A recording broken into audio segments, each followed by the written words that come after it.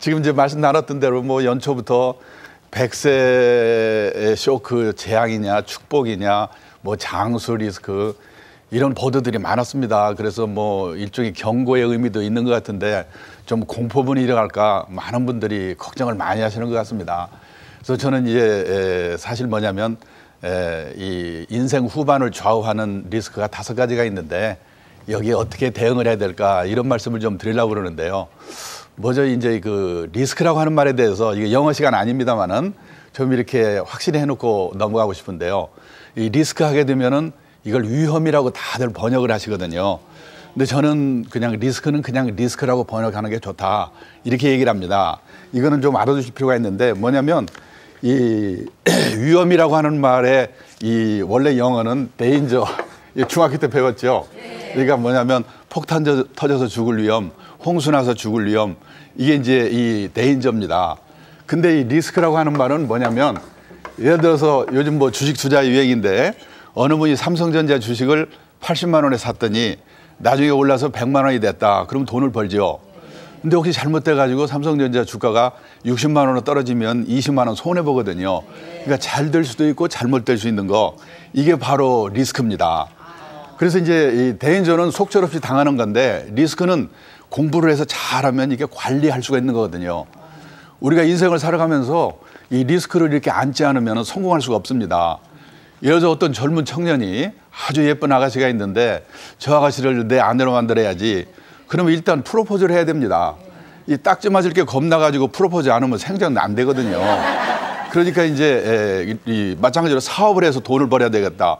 그 사업하면 실패하면 망한다는데 망하면 어떡한단 말인가 이렇게 생각하고 도전을 안 하면 안 되거든요. 원래 이 리스크라고 하는 말은 그 라틴어에서 나왔는데 용기를 갖고 도전하다 뭐 그런 뜻이랍니다. 그러니까 리스크를 위험 그러지 마시고 도전 생각하시고 이렇게 준비를 하는 게 중요하지 않을까 그렇게 생각이 됩니다. 그래서 이 5가지 리스크 중에서 첫 번째 리스크가 뭐냐면 이 장수 리스크. 금년 연초에 이런 말 많이 들으셨죠? 이 장수 리스크에 대해서 좀 말씀을 드리고 싶은데요. 이 장수 리스크를 이 수치화시켜서 계산한 게 있습니다. 여기 나와 있는데 이 수치를 어떻게 계산하냐면은 어떤 분이 나는 퇴직하고 20년쯤 살다가 세상을 떠날 거다. 이렇게 생각했는데 실제는 30년을 살았다. 그러면 예상보다 더 산 10년을 원래 생각했던 20년으로 나눈 거 이거를 수치로 표시한 장수 리스크인데요. 여기 보시다시피 우리나라는 이것도 사람에 따라 다릅니다. 젊은 사람, 나이 든 사람. 우리는 0.87로 나왔습니다. 이 말은 우리나라 사람들이 평균적으로 이 정도 살다 세상을 떠나겠지 이거보다 87% 거의 2배 가까이를 산다는 얘기거든요. 그런데 이게 이 미국이나 일본 선진국은 보면 0.37, 0.35 그러니까 선진국의 경우에는 그냥 예상했던 것보다 한 30% 정도 더 살다 세상을 떠나는데 우리는 2배 가까이 더 살다 세상을 떠난다. 이게 왜 그럴까? 여러 가지 이유가 있는데 가장 큰 이유는요. 우리나라가 수명이 너무 갑자기 늘었기 때문에 그렇습니다. 과거 40년 동안에 세계에서 평균 수명이 가장 많이 늘어난 나라가 터키랍니다.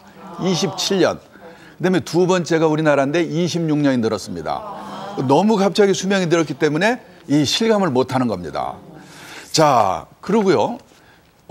요번에 얼마 전에 어느 신문에도 나왔는데 여기 100세 쇼크 도달 가능성이라는 게 얼마 전에 보도가 됐습니다. 고려대학의 어느 교수님께서 이거 다음 주에 한번 넘기시면 좋은데요.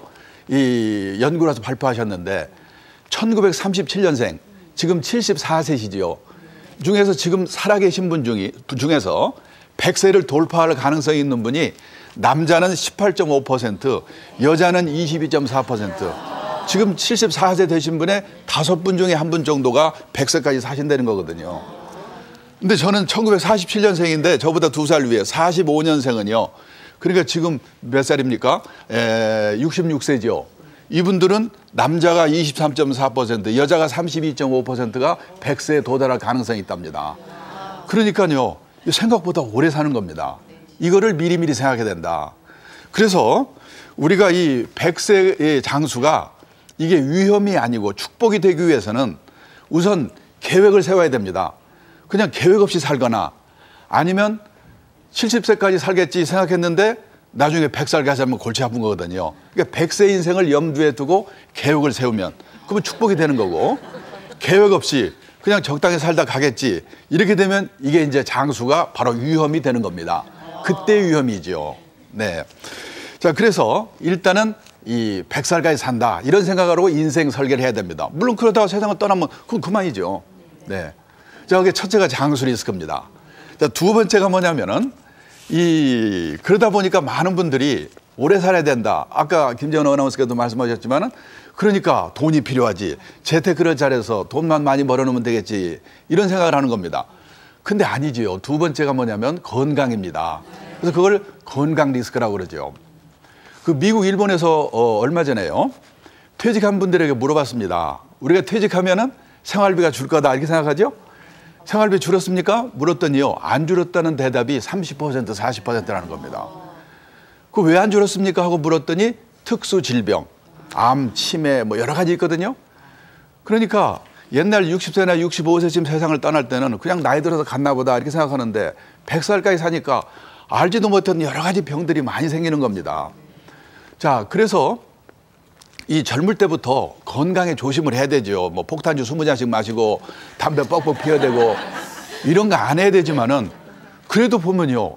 젊을 때 건강했던 분 중에서도 뭐 DNA도 있고 뭐가 있기 때문에 이게 또 아프신 분들이 있어요. 나이 들면요. 그래서 뭘 해야 되느냐. 이 특수 질병 보험 이런 걸 하나 들어주시는 겁니다.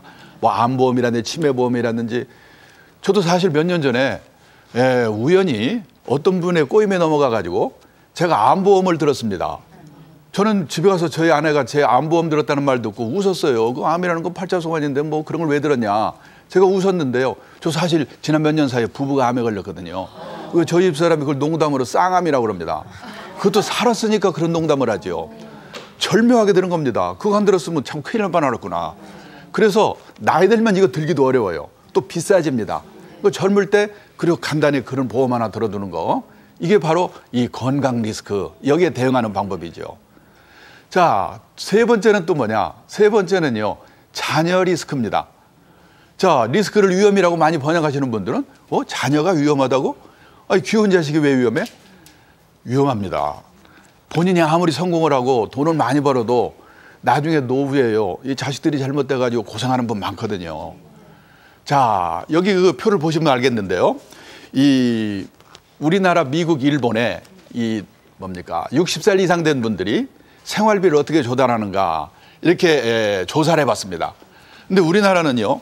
자녀의 도움을 받는다는 비율이 34%입니다. 근데 이게 몇 년 전에 40%, 50% 이랬던 거가 점점 줍니다. 아마 10년 후쯤 조사하면요. 미국 보세요. 0.5%, 일본 보세요. 2.5%. 아마 우리나라도 이렇게 될 겁니다. 자식들은 우선 숫자가 없어서 도와줄 수가 없고 이제 자식도 100살까지 살면요. 노인이 노인을 부양해야 됩니다.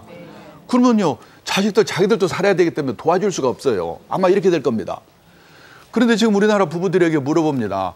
나중에 나이 들어서 자식 도움 받을 겁니까? 이렇게 물어보면 그때 예라고 대답하는 바보 같은 사람은 없어요. 그런데 하는 행동을 보면 자식 교육에 올인하고 있거든요. 주위 보시면 다 그러지 않습니까? 그러니까 말은 그렇게 하면서도 내심으로는 이놈의 자식만 가르쳐 놓으면 무슨 수가 나겠지. 근데 수가 안 난단 말이죠. 저희 연구소에서 작년에 조사를 해봤어요. 이 퇴직한 분들에게 노후 준비를 충분히 하셨습니까? 이렇게 물어봤더니 못했다는 대답이 60%가 나왔습니다. 그 왜 못하셨습니까? 하고 물어보니까 이 자녀 교육비 때문에 못했다는 분이 60%입니다. 그러니까 우리나라는요. 한마디로 말하면 자녀 교육 문제를 잘 해결해서 자녀 교육비를 아끼지 않으면 노후 준비가 안 되는 겁니다. 거기 돈 다 써놓고 약간 남은 돈 가지고 어떻게 이걸 튀겨볼까? 뭐 이러니까 이게 안 되는 거죠. 그래서 저는 자녀 교육을 확실히 개혁해서 이렇게 하지 않으면 안 되는데 문제는 옛날에는 논 팔고 집 팔고 과외 공부 시켜서 시험만 잘 보게 만들어 놓으면 본전을 뽑을 수가 있었습니다. 과거에 보세요. 좋은 대학 들어가서 좋은 회사 들어가면 그럭저럭 60까지 다니고 걔네들이 부양해주고. 근데 지금은요. 천하 없이 인류기업을 들어가도 40대 중반이면 언제 회사를 관둘지 모릅니다. 저도 옛날 제가 사장을 할 때 후배 뭐 이런 분 사람들이 가끔 찾아와서요. 저 이번에 명퇴했는데요. 어디 취직할 데 없을까요? 놀라가지고 너 몇 년생이냐? 예, 64년생, 65년생, 뭐 40대 중반에요. 이렇게 회사를 관두고 지금 이러는 판입니다. 오직 하면 그 평론가 이어령 교수님 뭐라고 그랬냐면 이제는 샐러리맨도 자영업자와 똑같은 마음으로 뛰지 않으면 안 된다. 그분이 그러시더라고요. 이런 세상입니다. 그런데요, 이 과외 공부 시켜가지고 돈 처발라가지고 이렇게 해서 공부해서 이렇게 들어온 애들이 보면요, 이렇게 주위에서도 보면 첫째 싸가지가 없어요. 뭐 좀 험한 일 있으면 이리 빼고 저리 빼고 안 해요. 오히려 저 지방 출신에 지방 나온 사람들이요, 들어올 때는 좀 어렵게 들어오는데 일단 들어오면 솔선수범, 그런 사람들이 나중에 사장되고 그럽니다. 그 다음에 용기가 없어요. 또 적극적이 않고, 그 다음에 이 적응력이 없습니다. 그 저 보면요, 요즘 대학생 중에도 과외 공부하는 사람 많아요. 어떤 사람은 의사인데 직업이 뭔지 아십니까? 의대생들한테 또 과외 공부한답니다. 그리고 나중에 결혼할 때 돈 대주고 뭐 돈 대주고 이래가지고 이게 문제가 되는 겁니다. 그래서 저는 정말로 자녀 교육을 개혁을 해야 되는데 이게 말이 쉽지 않거든요. 저도 제 딸이 있고 아들이 있어서 손자가 있는데 제가 옆에서 봅니다. 제 딸이 얼마 전에 저한테 와서 그래요. 자기 딸 영어 유치원을 보내겠대요. 그래서 제가 물어봤어요. 무슨 소신이 있는가? 아니에요. 유치원 엄마들이 5명이 모이는데 그중에 3명이 영어 유치원을 갔기 때문에 몇 달 후에 걔네들 만나서 영어 샬라샬라하는데 내 딸 못하면 쪽팔리니까. 참 그게 뭐냐면 분위기 때문에 안 할 수가 없어요. 그래서 저는 뭐냐면 부부가 정말로 교육 문제에 대해서 공통된 인식을 가져야 된다고 봅니다. 근데 요즘요, 애 좋은 학교 넣기 위해서는 어떻게 해야 된다는 거 아시죠? 엄마의 정보력과 아빠의 무관심이라고 하거든요. 그러니까 아빠가 무관심하니까 이게 인식이 공유를 하지 않고 있는 겁니다. 그래서 이 부모가 우선 교육을 받아야 된다고 봅니다. 어떻게 시키는 게 정말 제대로 된 교육인지. 그래서 정말로 소신을 갖고 교육비를 아끼지 않으면 이건 자식도 망쳐먹고 자기 노후 대비도 안 된다. 그럼 교육비 아껴서 뭐 해야 되느냐? 여기 보세요. 선진국, 미국, 일본은요, 도대체 60살 이후에 생활비 조달 수단이 뭔가? 야, 미국 65%, 일본 75% 공적 사적 연금입니다. 많은 분들이 선진국이라고 하면 몇 억을 들고 있는 나라가 선진국이다 이렇게 생각하시겠지만 아닙니다. 몇 억을 들고 있는 나라가 아니고 세상을 떠날 때까지 최저 생활비 정도를 확보하고 있는 나라, 그게 선진국입니다. 근데 우리는 지금 그렇게 하는 분이 14%밖에 안 되잖아요. 그래서 저는 교육비를 아껴서 뭘 해야 되느냐? 재테크를 하라는 게 아닙니다. 첫째, 국민연금을 부부가 가입하셔야 됩니다. 국민연금이 말이 많지만 확정된 거로는요, 그만한 게 없어요. 또 가정주부가 국민연금 가입할 수 있는 거 모르는 분 많습니다. 이미 가입이 되죠. 벌써 똑똑한 아줌마들은 다 가입했어요. 부부가 국민연금만 젊을 때부터 가입하면 절대 굶어 죽을 염려는 없습니다. 그다음에 두 번째는 직장인들은 퇴직연금을 꼭 드셔야 됩니다. 그것도 가능하면 투자형 연금, DC형 연금이라고 그럽니다. 이거는 자기가 상품도 고르고 그래서 잘하면 수익을 많이 내고 잘못하면 또 좀 덜 받고 이러는 겁니다. 그러면요, 공부를 안 할 수가 없습니다. 그래서 거기서 투자에 관한 공부를 해가지고 그 지식으로 다른 자산을 운용하는 데도 활용하는 겁니다. 그리고 세 번째가 개인연금. 요즘 연말정산 뭐해서 연금 저축 같은 거 있죠? 참 좋은 상품이에요. 그런 것들을 한 달에 20~30만 원씩 젊을 때부터 들어가지고 이 세 개를 모아서 최저 생활비 정도를 확보해 두는 거.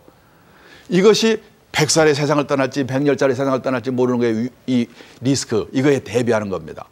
그거를 지금까지 못하신 분이라면, 목돈이 있으신 분이라면 즉시연금, 지금 목돈을 갖다 놓고 그걸 얼마씩 한 달에 받아서 생활하는 거. 또 요즘 주택연금 아시죠? 예, 살고 있는 집을 담보로 해서 연금을 받아서 나중에 이제 정산해서 세상을 떠나는 겁니다. 많은 분들이요, 몇 억을 들고 있어야 노후 대비가 된다. 저는 그런 말을 참 싫어합니다. 몇 억을 들고 있으면요, 노리는 놈이 많아요. 첫째, 사기꾼이 노립니다. 둘째, 아들 사위놈이 노립니다. 아들 사위가 뭐 총 들고 와서 노리는 줄 아십니까? 아니지요. 내가 몇 억을 들고 있는데 아들 사위가 사업하다 실패했다. 안 도와주고 못 빼깁니다. 그래서 그와 도와주고 쪽방에서 하는 분들도 있잖아요. 그래서 도와줄 때 도와줄 망정, 두 노인네가 100살까지 또는 106살까지 최저 생활비 정도는 이 확보해 두고 이게 준비를 하는 거. 이것이 이 첫째 장수 리스크, 건강 리스크, 자녀 리스크, 이거에 대응하는 방법이라는 겁니다. 자, 그다음에 네 번째가 뭐냐면 이 재산이 한 군데에 편중되어 있습니다. 우리나라 가정은. 한마디로 말하면 부동산에 몰빵되어 있습니다. 이것이 앞으로 큰 리스크입니다. 저희 연구소에서 이 수도권의 베이비부머 세대 55년생부터 63년생까지 500세대를 대상으로 앙케이트 조사를 했습니다. 이 수도권에 사는 분들입니다. 자, 그분들의 총 자산이 평균이 얼마냐? 5억 4천만 원이라고 남았습니다. 근데 이제 부채 차입금이 있죠. 이게 평균 6천만 원입니다. 자, 5억 4천에서 6천만 원을 빼면 4억 8천만 원. 이게 자기 자본, 순자산이죠. 자, 그러면 50대 후반에 4억 8천만 원 정도 있으면은 뭐 그럭저럭 살 수 있을 거 아니야? 이렇게 생각하는데 문제는 살고 있는 집값이 4억 6천만 원입니다. 그럼 얼마 남습니까? 2천만 원이 가용자산, 금융자산입니다. 이걸로 20년, 30년을 어떻게 삽니까? 그러니까 혹시 이거 한 2천만 원 가지고 뭐 주식 사서 튀겨볼까? 그랬다가 빵으로 만들거나 아니면 집을 팔아서 살아야 됩니다. 이 베이비부머 세대들이 살라고 집 팔라고 내놓기 시작하면 우리나라 집값이 어떻게 되겠습니까? 요즘 집값이 난리치는 이유 중에 하나가 거기에 있습니다. 그래서 지금요, 할 일이 뭐냐? 재테크가 아니라 일단 오늘부터 내가 자산 관리 잘해야 되겠다. 이렇게 생각하시면은 일단 하실 일이, 죄송합니다. 우리 집의 재산 상태를 한번 파악해 보는 거, 만들어 보는 게 중요합니다. 여기 계신 분들도 한번 오늘 집에 가서 한번 해보세요. 어떻게 하냐면요, 꼭 부부가 같이 앉아서 하셔야 됩니다. 간단해요. A4용지를 띄워놓고 이게 T자를 그립니다. 그래서 T자 왼편에다가는 우리 집에 자산이 뭐가 있는가. 자산은 크게 실물자산과 금융자산으로 나눠집니다. 실물자산의 대표가 뭡니까? 집이지요. 자, 집 5억. 뭐 중고 자동차 있으면 한 대 뭐 100만 원. 또 혹시 개 있으면 바둑이 한 마리 50만 원. 뭐 이런 거 다 쓰세요. 그 다음에 이제 시가를 여기다 씁니다. 그 다음에 금융자산을 씁니다. 금융자산이 뭐냐면 호주머니 현금, 은행에 예금한 거, 주식, 채권, 펀드, 보험, 연금 이런 거 가입한 거 있으면 다 쓰시고 일단 시가를 쓰세요. 그리고 합계를 냅니다. 그게 혹시 이게 10억이다. 그러면 오른편에다가는 은행이나 신용금고 이런 데서 돈 빌린 거 있는가? 그 돈 빌린 거 있으면 그게 차입금이죠. 부채, 차입금을 씁니다. 그게 뭐 예를 들어서 7억이다. 그러면 10억에서 7억을 뺀 3억. 이게 순수한 자기 자본, 3억이 되죠. 이게 자기 돈입니다. 이거를요, 1년에 한 번 부부가 꼭 만들어 보셔야 돼요. 물론 이걸 또 조심할 거 하나 있습니다. 비자금 감춰왔던 거 뽀록 나면 안 되니까 그거는 막 조심하세요. 그렇게 해서 만들어 놓고 보면은 이게 생각이 달라집니다. 자, 만들어 놓고 보면 우리나라 가정은 문제점이 두 가지가 있습니다. 첫째 문제는 뭐냐면 이렇게 여기에 있는 것처럼 자산의 합계가 10억인데 부채가 7억인 집, 이런 집은요, 위험한 자산 구조를 갖고 있다. 이렇게 얘기합니다. 자산의 합계가 100억이고 부채가 70억이라도 마찬가지입니다. 그러니까 이 부채 차입금이 총 자산의 3분의 2가 넘어가면 일단 위험한 자산 구조다. 이렇게 봐야 됩니다. 어떤 분이 무슨 소리야? 10억 다 팔아가지고 7억 빚갚아도 3억이 남는데 위험하다니? 위험합니다. 왜냐면요, 이 부채 차입금 이거는 갚지 않으면 줄지 않거든요. 하나님이 갚아줍니까? 안 줄어요. 그런데 집값, 주식값은요, 불황이 오면 얼마든지 절반으로 3분의 1로 떨어질 수 있어요. 예, 하나 말씀드릴게요. 어느 동네라고 하면 또 그 동네 저 욕할 것 같으니까 서울 시내 어느 동네에 34평짜리 아파트가 2008년에 재개발된다는 소식 때문에 12억 원까지 매매가 된 일이 있습니다. 그게 이 2009년 1월 달에 1년도 안 되는 사이에 6억 원으로 떨어졌습니다. 반동강이. 얼마든지 그런 일이 있어요. 주식도 마찬가지입니다. 그러면 10억이 5억 됐다? 빚은 그냥 있습니다. 2억여 원의 채무 초과가 되는 거예요. 그래서 일단 집에 가셔서 이 부채 차입금이, 자산이 많더라도 부채 차입금이 좀 과다하다 싶으신 분은 이 차입금이 왜 생겼을까? 부채가. 그걸 생각해 보시고 구조조정부터 하셔야 돼요. 자, 잘 생각해 보세요. 왜 빚이 생깁니까? 차입금이 왜 생깁니까? 이유가 두 가지가 있습니다. 첫째, 버는 돈보다 쓰는 돈이 많으니까. 그런 사람 우리나라 별거 많지 않지만은 그런 집은 뭘 해야 되냐? 빨리 생활 수준을 낮추는 노력부터 해야 돼요. 그거 못하면서 재테크해서 돈 번다는 건 말이 안 되는 겁니다. 자, 우리나라는 별로 그런 가정은 없으니까. 그러면 두 번째 이 부채가 생기는 이유가 있습니다. 투자를 하기 위해서, 집 사기 위해서, 주식 사기 위해서, 또는 펀드 사기 위해서, 그거는요, 써버리는 것보다는 낫습니다. 근데 그것도 냉정하게 이 차입 금리와 투자한 물건의 기대 수익률, 요거를 한번 냉정하게 생각해 보셔야 돼요. 예를 들어서 10년짜리 장기 저리 주택자금, 이런 건 괜찮아요. 근데 문제는 요 몇 년 사이에 이 신용대출 받아서 주식 사고 펀드 사고 이런 분들이 있습니다. 또 신용거래라는 거 있죠. 이런 분들은 자기가 정말 아주 특별한 도사가 아니라면 적당한 기회에 팔아서 갚는 게 낫습니다. 몇 년에 한 번 어쩌다 한 번은 모르지만은 계속해서 신용대출 금리 이상으로 투자해서 수익을 낸다는 것은 보통 사람한테는 일단은 불가능하다고 보는 게 좋습니다. 그래서요, 가장 확실한 투자는 빌린 돈을 갚는 거다. 이런 생각을 해야 돼요. 그래서요, 일단은 이 부채의 구조조정부터 하셔야 돼요. 자, 그러면요, 우리나라 가정에 이 부채가 많은 집이 첫째 문제, 두 번째 문제는 뭐냐? 재산도 많이 있습니다. 그리고 부채도 별로 없습니다. 그런데 두 번째 문제점은 뭐냐면 그 재산이 다 부동산에 들어가 있다는 겁니다. 아까 말씀드렸죠? 여기 베이비부머 세대 얘기했는데 이걸 우리나라 평균하고 외국하고 비교해 보면요. 우리나라는 다음 장에 한번 보여주시죠. 우리나라는 이 부동산하고 금융자산의 평균이 금년 연초에 신문에 발표된 거 보셨을 거예요.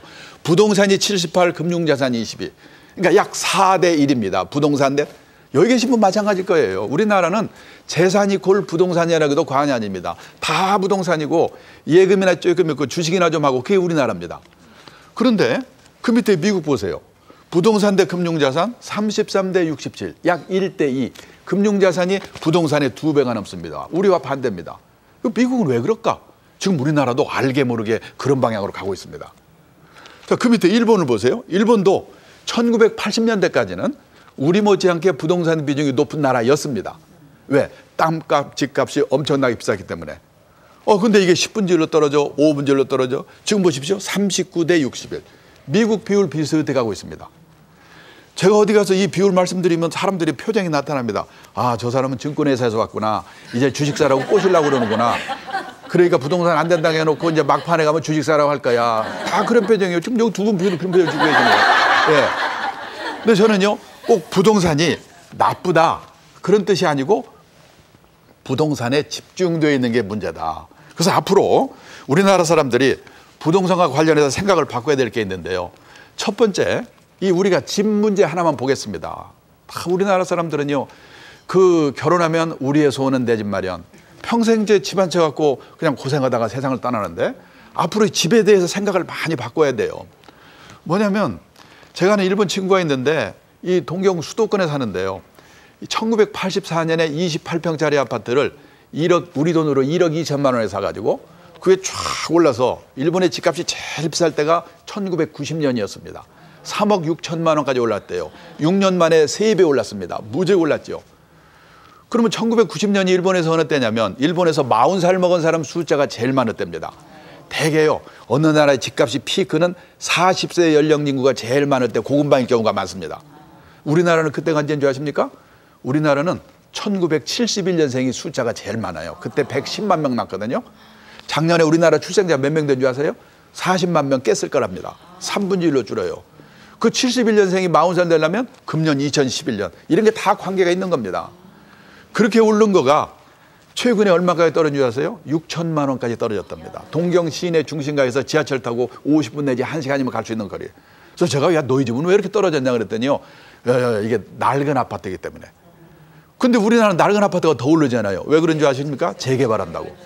그래서 이거 잘 생각해 봐야 돼요. 그래서 금년 내년이 아니고 5년, 10년, 20년에 이 주택의 장기적인 수요와 공급 이런 거 한번 잘 생각해 보셔야 돼요. 우선요, 나라마다 집을 많이 주택 공급 능력이 아주 크게 늘어날 때가 있어요. 그게 미국은 70년대고 일본은 80년대 그리고 요 몇 년 전부터 우리나라입니다. 이게 그 나라의 발전 단계에 따라 달라요. 그러면 그때가 그 나라에서 어느 때냐? 그 나라에서 사회 간접 자본 투자가 대충 끝나갈 때 사회 간접 자본 투자라는 게 뭐냐면 도로라든지 철도라든지 항만, 지하철 그러니까 이게 다 건설업자들이 만드는 거거든요. 건설업 하는 분들 입장에서 볼 때는 다리 놓고 그다음에 고속도로 뚫고 이럴 때가 아주 좋을 때예요. 근데 그런 일이 대충 끝나고 나면 일이 없습니다. 그럴 때 주택산업으로 많이 이제 전향을 하거든요. 저는 전국을 다니면서 보면 우리나라 도로 사정 끝내줍니다. 이제요. 그래서 건설업 하는 분들 일감이 없어요. 그래서 제가 아는 건설회사 CEO 몇 분한테 제가 들었는데 앞으로 우리는 뭐 하지? 우리 메인 비즈니스, 중점 사업을 임대아파트, 임대주택 건설해야 되겠는데 이렇게 말하는 분 제가 3분이나 봤어요. 그렇게 지금요. 공급 능력은 많이 늘어나 있습니다. 근데 문제는 집을 지면 누군가 그 집 가서 살아줘야 되죠. 수요가 있습니다. 수요가 있어야 됩니다. 그 수요를 예측하는 대표적인 지표가요, 출산율인데요. 출산율이 얼마나 중요한지 아십니까? 제 일본 친구가 그래요. 요즘 일본의 젊은 친구들은 집을 살 생각을 안 한답니다. 내가 미쳤냐, 왜 집을 사? 그런 돈 있으면 페라리, 스포츠카 하나 타고 놀러 다니지. 왜 집을 안 사? 가만히 기다리고 있으면 아버지가 집을 주거나 장인이 주거나 아니면 양쪽에서 하나씩. 근데 집 두 채 물려받을 텐데 미쳤다고 집 사냐? 안 산대요. 그러면 왜 그런 소리를 하냐면은, 자, 일본의 출산율이 벌써 오래전부터 1.3명 정도로 낮아져 있습니다. 그런데 아실 게 뭐냐면 출산율이 1.3명일 때 태어난 애들이 2, 30년 지나서 시집장가 갈 때 되면 어떤 일이 생기냐. 3쌍 중에서 2쌍이 무남동녀, 무녀동남이 결혼합니다. 그러면 신랑도 신부도 집 한 채씩 물려받아요. 그런데 지금 일본의 주택보급률이 몇 프로냐면요, 113%예요. 13%가 비어 있습니다. 아키야라고 그래요. 호수로 말하면 756만 호가 비어 있어요. 일본의 빈집이. 이렇게 빈집이 많으니까 이렇게 집값이 일본에 떨어져서 오르질 않는 겁니다. 근데요, 우리나라는 일본처럼 그렇게 무지막지하지는 않아요. 지금부터 조심하면 큰 문제가 없는데, 그냥 이제부터 잘 생각해 볼 게 뭐냐. 우리나라는요, 지금 출산율이 얼마쯤 존재하십니까? 우리나라 집값이 그동안에 폭등을 한 이유가 뭐냐. 1960년, 예를 들어서 4.19 나던 해입니다. 그때 4.19 나던 해에 저 시골 고향에 그때는 전기도 안 들어올 때예요. 그때는 전기도 안 들어오지 마땅히 노인네들이 일도 없어서 그랬겠지만은 그때 출산율이 6명. 그러니까 60년대, 70년대에 무지무지하게 출생한 분들이 집을 사기 시작하면서 여기에 또 핵가족화되면서 여기에 또 투기가 가세가 돼가지고 우리나라 집값이 폭등을 한 겁니다. 그런데요, 2005년에 우리나라 출산율이 몇 명인 줄 아세요? 1.08명. 1.08명. 2006년에 쌍춘년이라고 그때 애 많이 낳았다고 그랬는데요, 1.13명입니다. 미국은 몇 명인 줄 아세요? 미국은요, 2.04명. 이민 온 분들이 많이 낳지, 또 한국에서 원정 출산 가서 도와주지. 그래서 이게 미국의 경쟁력입니다. 미국을 우습게 볼 수 없는 이유는 폭탄 있고 돈 많아가 아니고 미국의 출산율이 미국이 무서운 이유예요. 우리나라는 큰일 났습니다. 1.08명일 때 태어난 아이들이 2, 30년 지나서 시집장가 갈 때 되면 어떤 일이 생기냐? 무남동녀, 무녀동남이 결혼해요. 그러면 신랑도 신부도 최소한 양가에 한 집은 집이 있겠죠. 자, 그러면은 그때 가면 집값이 어떻게 되겠어요? 근데 지금 현재 우리나라의 주택보급률, 여기 표 한번 보여주십시오. 주택보급률이 어떻게 되는 줄 아십니까? 우리나라 주택보급률이 보세요. 전국으로 보면 옛날식으로 하면 111%입니다. 근데 여기에는 혼자 사는 사람, 1인 세대를 세대수에 포함을 안 시켜서 이런 거래요. 그러니까 혼자 사는 사람들, 예를 들어서 아들이 저기 원룸 같은 데서 혼자 사는 경우 많잖아요. 그걸 다 포함시키더라도 101%. 그러니까 지금 현재 우리나라 이 가구 수보다 주택 수가 지금 현재 많아요. 그리고 서울이요, 93%니까 보급률이 좀 낮습니다. 근데 서울의 93% 안에는 원룸이라는 거 있죠. 또 오피스텔, 이런 거를 주택수에 포함을 안 시킨 거랍니다. 그까지 다 포함시켰으면요, 서울도 100% 넘었을지 모른대요. 근데 왜 사람들은 집 없다고 난리냐? 자가 보유율, 소위 말해서 이 자기 집이 아니기 때문에 그래요. 우리나라 전국 평균 자가 보유율은 56%, 서울만 보면 45%. 그러니까 두 집에 한 집이 자기 집이 아니기 때문에 집 없다 이러지만은 이미 이 전국으로 보면 안 봅니까? 전체로 보면 이미 우리나라 가구 수보다 세대 수보다 주택 수가 많다는 겁니다.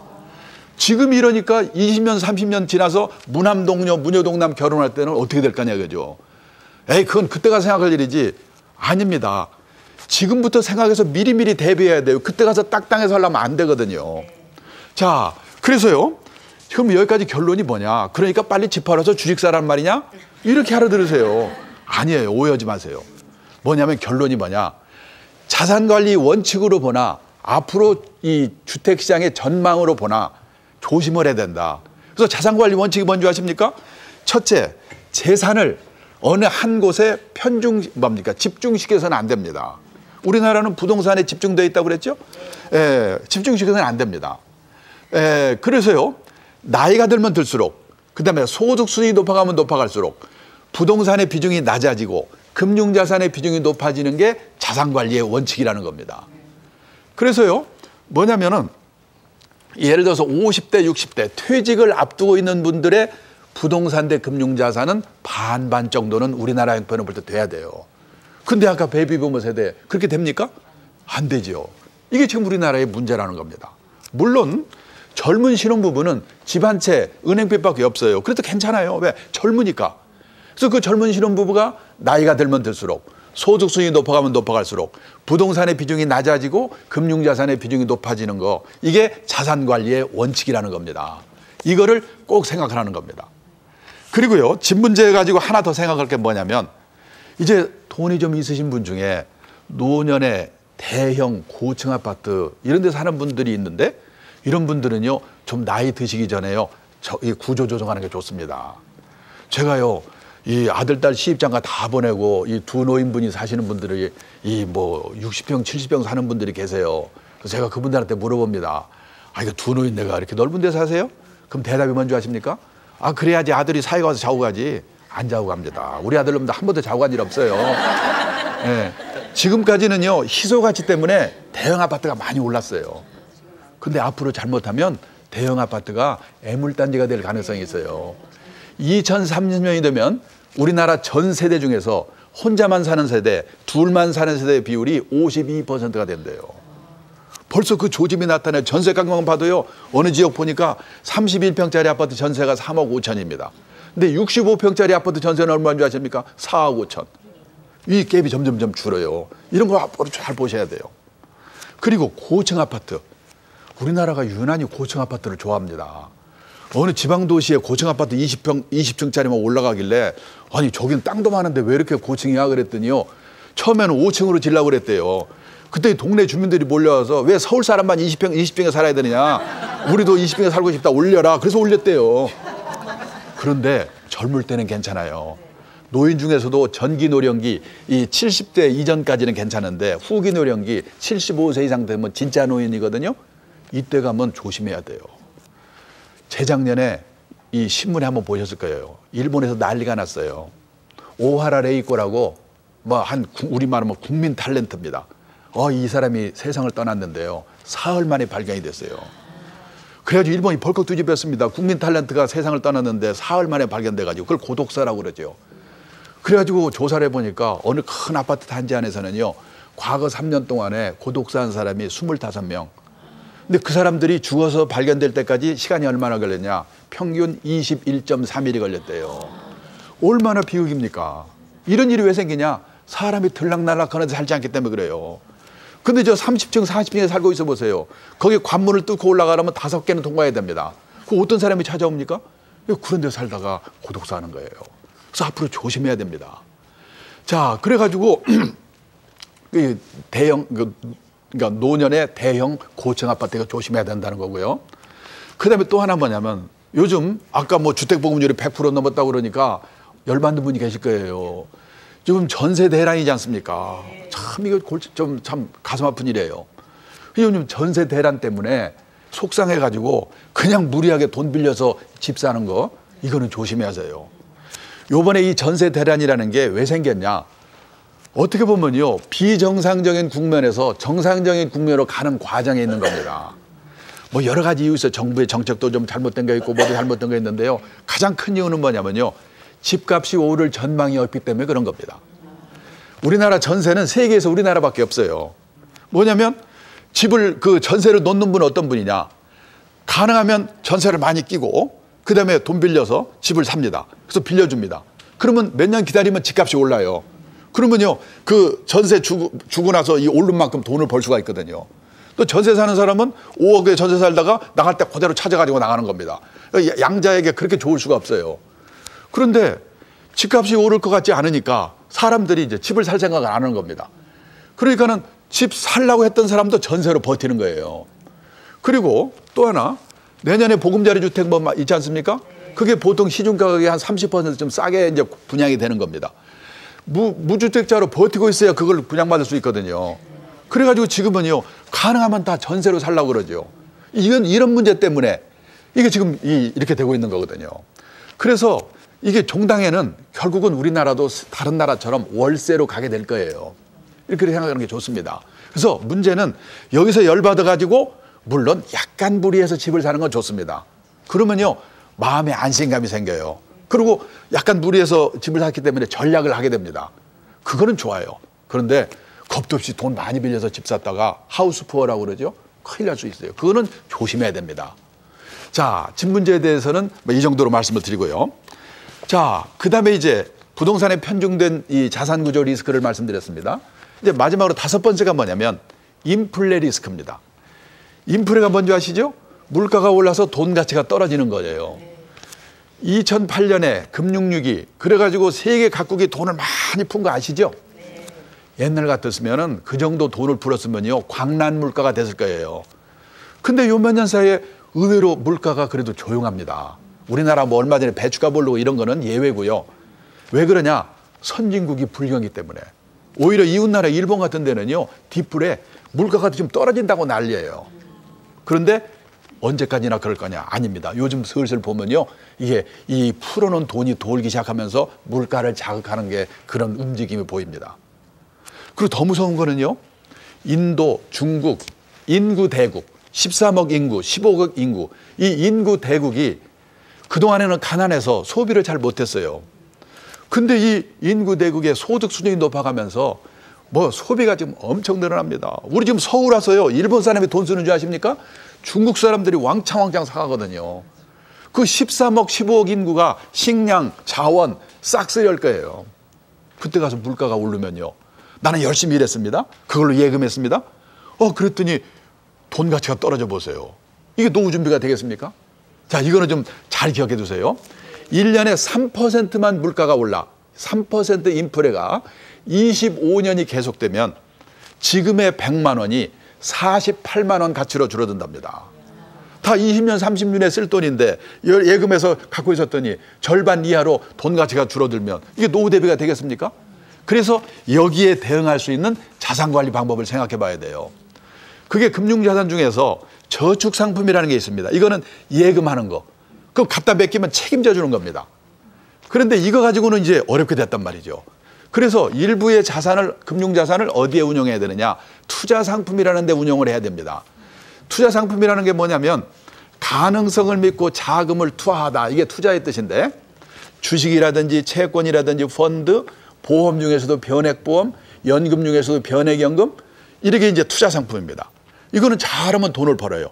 잘못하면 큰 손해를 볼 수도 있어요. 소위 이게 아까 말씀대로 용기를 갖고 도전하지 않으면 안 되는 겁니다.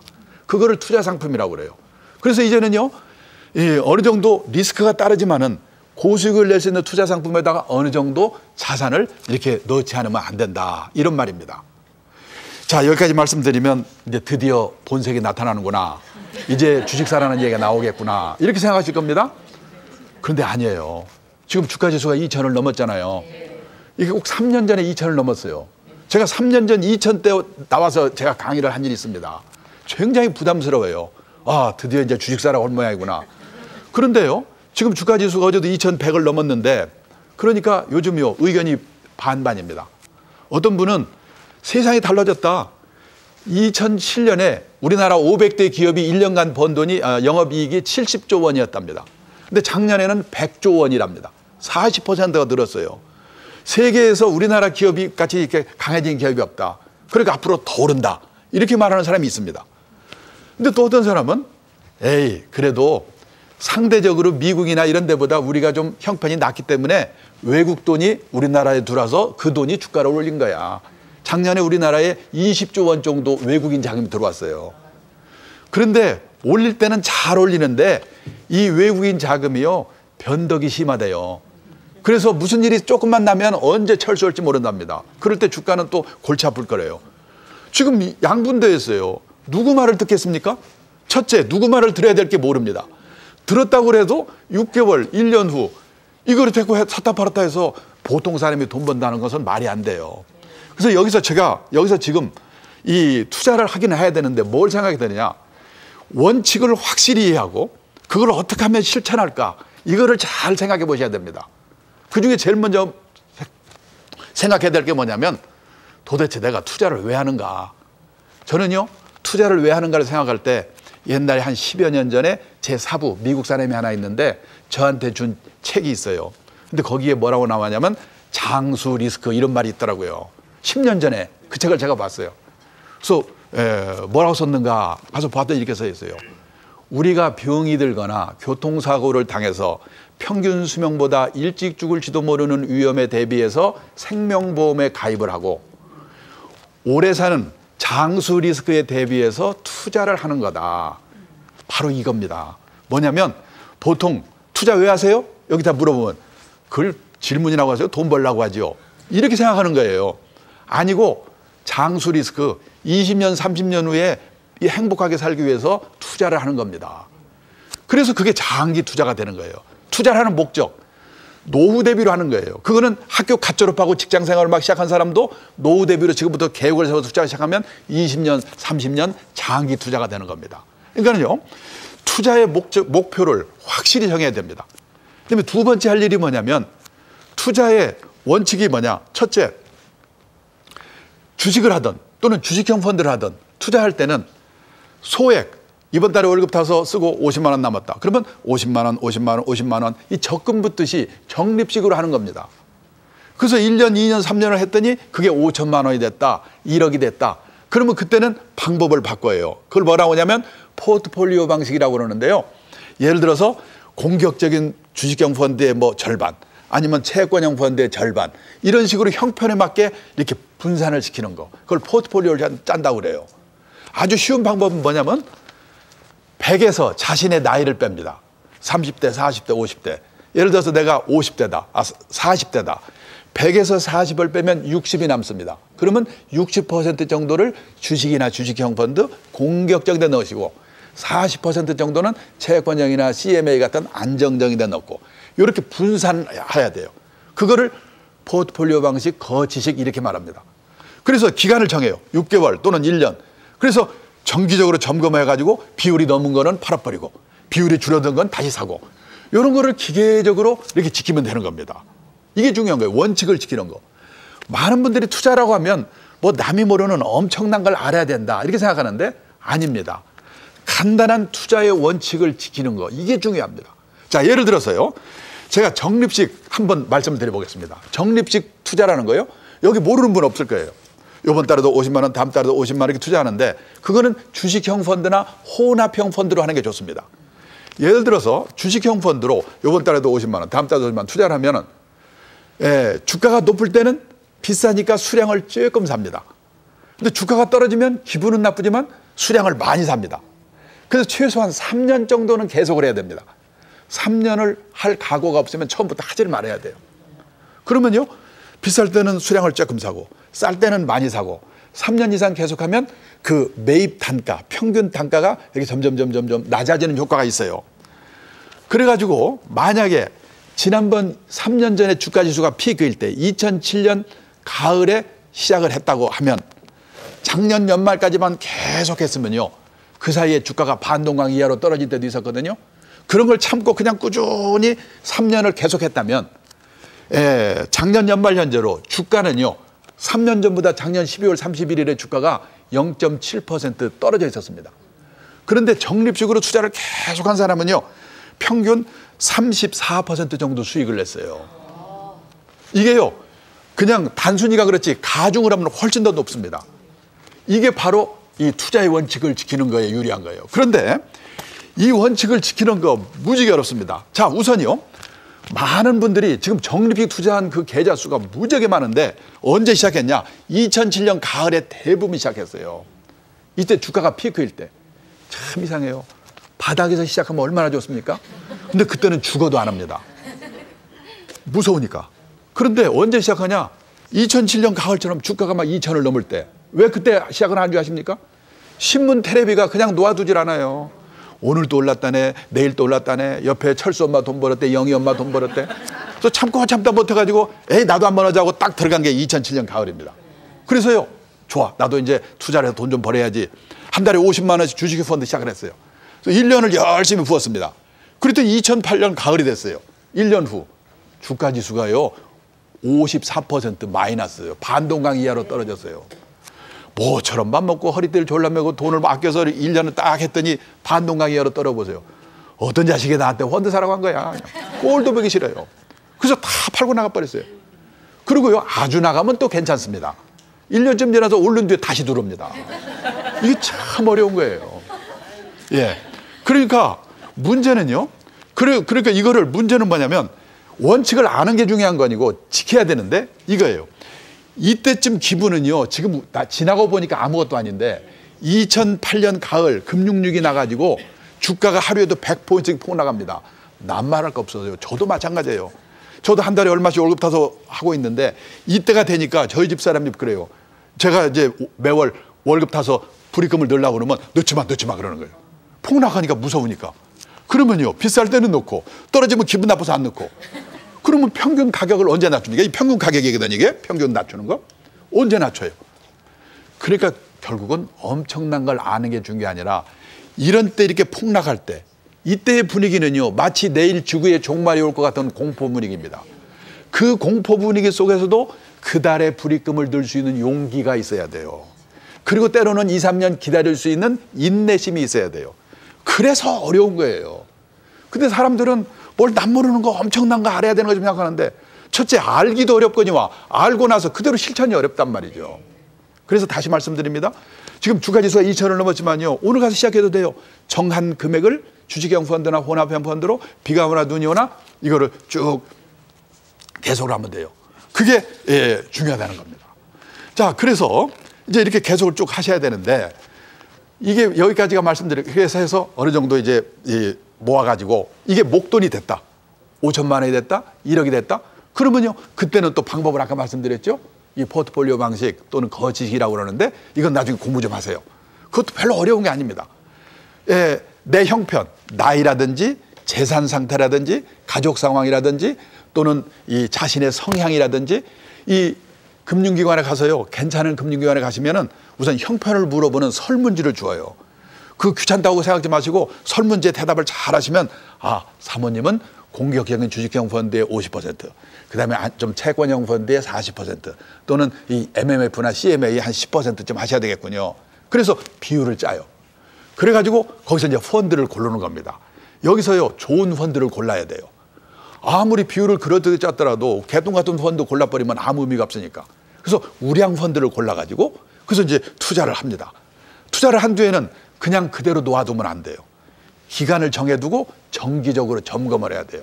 3개월 만에 한 번 또는 6개월 만에 한 번 또는 1년 만에 한 번 이렇게 점검을 쭉 해나갑니다. 그래가지고 이제 예를 들어서 50% 주식형 펀드를 하기로 했습니다. 대개 50대는 50% 정도 주식형 펀드 합니다. 그리고 6개월 후에 봤더니 주가가 많이 올랐습니다. 그래서 주식형 펀드의 비율이 65%로 늘어났다. 그러면 그때 이 채권형이나 CMA 이쪽은 비중이 낮아졌을 거예요. 그러면 그때는요. 주식형 펀드 늘어난 걸 팔아서 여기다 옮깁니다. 그리고 또 6개월 지났더니 이번에는 주가가 떨어졌습니다. 주가가 떨어지면요. 주식형 펀드 비중이 줄어듭니다. 예를 들어서 50%였던 거가 40%로 줄었다. 그러면 이번에는 채권형이나 CMA 이쪽 걸 팔아가지고 반대로 이쪽으로 올립니다. 옮깁니다. 그래서 이걸 쭉 계속하면 되는 거예요. 그래서요. 저는 투자에 성공한다는 게 좀 외람되지만 이웃을 사랑하세요. 이 말과 똑같아요. 여기서 이웃을 사랑해야 되는 걸 모르는 분 계십니까? 근데 우리가 추상적으로 인류를 사랑하는 건 쉬워요. IT에 지진 났다.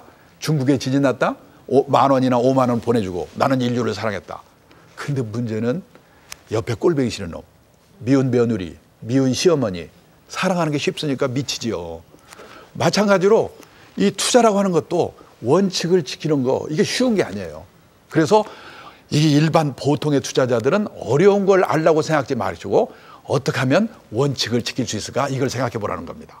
자, 그래서 지금까지 주로 이제 돈과 관련된 겁니다. 이 장수 리스크, 그다음에 건강 리스크, 그다음에 자녀 리스크, 그다음에 부동산에 편중된 리스크, 그다음에 인플레 리스크 이걸 말씀드렸어요. 그래서 이걸 해가지고 자산 관리를 잘 하셔야 됩니다. 근데 그걸로 끝나는 게 아닙니다. 문제는 퇴직 후에 30년, 40년을 뭐 하고 살아야 될 건가? 이게 중요해요. 제가요, 일본에 가서 책을 한 권 샀는데 그 책을 읽고 쇼크를 받아가지고 얼마 전에 책을 한 권 썼는데 제목이 뭐냐면 정년 후에 8만 시간 이런 제목이었는데요. 거기에 제가 뭐라고 썼냐?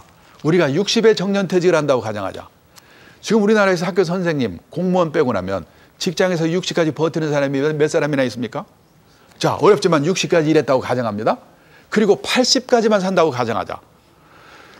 왜 80이냐면 2008년 기준으로 우리나라 남녀 평균 수명이 딱 80.1세입니다. 그러니까 평균 수명만 산다고 가정하자. 근데 아까 말씀드렸지만은 일단 환갑까지만 지금까지 살아남으면 거의 100살까지 삽니다.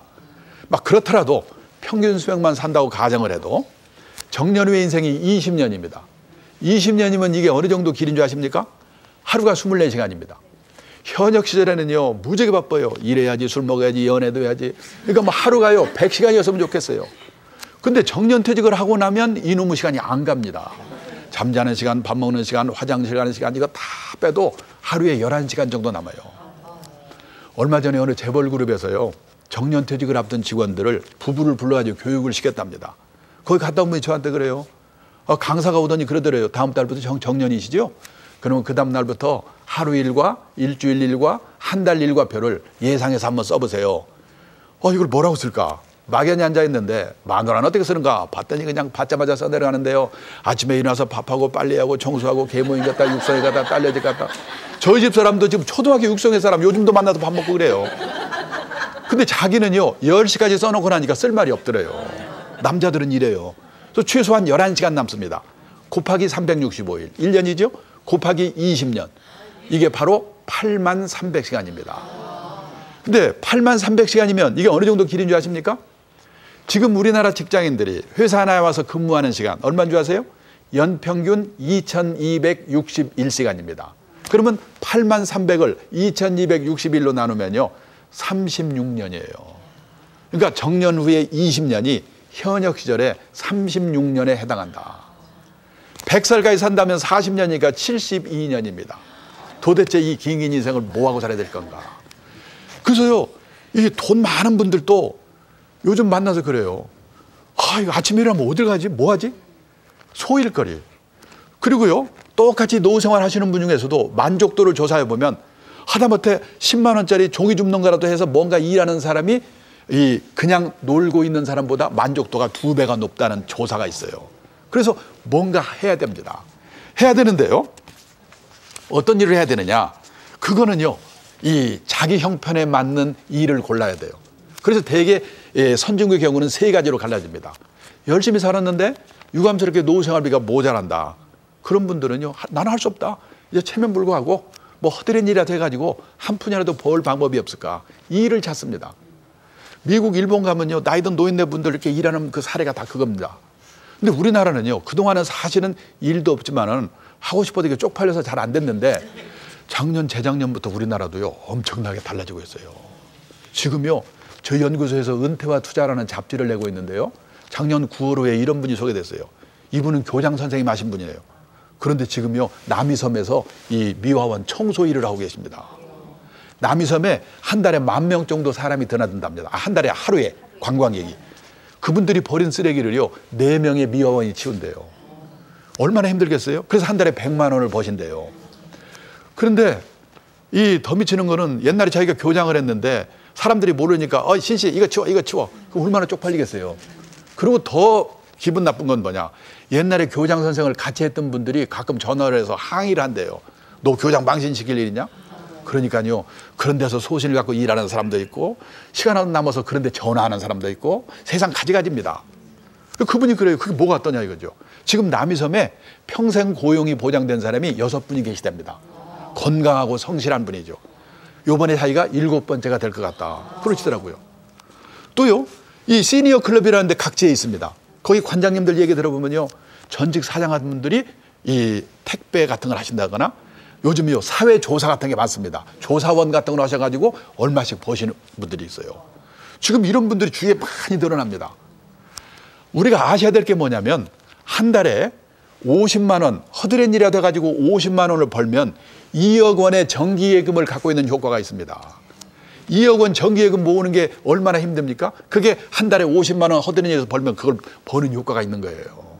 그래서요, 주위에서도 보면 똑같이 몇 억을 들고 있더라도 뭔가 규칙적으로 일을 하면서 그걸 관리하는 분과 놀면서 관리하는 분 전혀 다릅니다. 규칙적으로 뭔가 하는 분은 흔들림이 없어요. 놀면서 하는 분은 쓸데없이 욕심냈다가 쓸데없이 쫄았다가 그러니까 자산관리에 뭔가 내가 퇴직 후에도 규칙적으로 뭔가 하느냐 안 하느냐 이게 엄청난 영향을 주는 겁니다. 그래서 그런 일을 하셔야 돼요. 자, 그런데 나는 돈 걱정은 좀 없어. 먹고 살 건 어떻게 해결이 돼. 그런 분들은 뭘 하느냐. 이 사회공헌 활동 또는 자기 실현, 취미 이런 일을 하는 겁니다. 사회공헌 활동 중에 대표적인 게 뭐냐면요. NPO 활동이라고 그래요.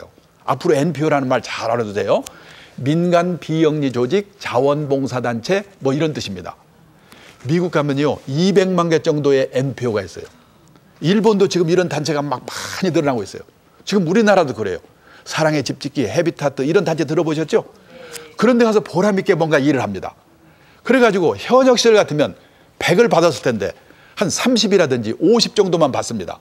그러면 한 70 내지 50% 정도는 사회공헌 활동, 자기 몸으로 공헌하는 겁니다. 그리고 한 30 내지 50 정도는 자기 용돈벌이 정도. 이런 일들이 지금 엄청나게 늘어나고 있습니다. 미국에서는요, 이 NPO에서 일하는 사람도 다 취업 인구에 포함을 시킨대요.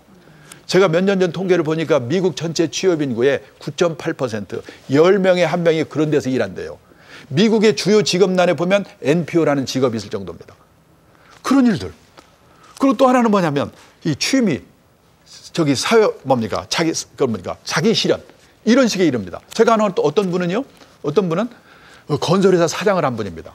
이분은 딱 사장을 관두자마자 용인대학에 가서 미대에 학사 편입을 했어요. 자기 아들보다 어린 애들하고 같이 미대에 들어가서 공부해서요. 대학원까지 나와서 작년에 인사동에서 전람회했어요. 제가 아까 말씀드린 그 책에다가 이런 분의 사례를요. 제가 13분을 소개했는데 예를 들어서 어떤 분은요. 이 한국전력에서 58세에 퇴직하신 분인데 이분은요. 이 한국전력에 취직을 해가지고 바로 어디를 갔냐. 공주지점으로 발령을 받았답니다. 근데 마침 그때 공주지점의 지점장이 문화유산에 관심이 많은 분이었어요. 그래가지고 일본인 친구가 있어가지고 주말이 되면 그 사람한테 오는 거예요. 둘이 부여, 공주, 고적답잘 다니는데 자기가요. 그런 사람들을 따라다녔어요. 그래가지고요. 예, 책도 많이 읽고. 그래서 요즘 뭘 하냐. 이분이 종로 시니어 클럽에서 전단지가 날라들어서 거기 가서 이 문화유산 해설가 이 자격시험을 땄어요. 이분은 일주일이 무지하게 바빠요. 일주일에 사흘은요 배우러 다닌대요. 배우려면 돈이 있어야 된다고? 아니에요. 고급의 강좌로 공짜로 줄 수 있는 게 깔려 있답니다. 그리고 사흘은 경복궁, 창덕궁, 덕송에 가서 문화유산 해설하고요. 지금 약간씩 수상을 받는답니다. 이런 분들이 주위에 많이 있습니다. 그래서 뭐냐? 일단 뭔가 일을 하는 거. 저는 그래서 가장 확실한 노후 대비는 재테크가 아니고 평생 현역이다. 돈이 있으면 있는 대로, 없으면 없는 대로. 이게 오늘 제 강의의 결론입니다. 자, 그럼 끝내겠습니다.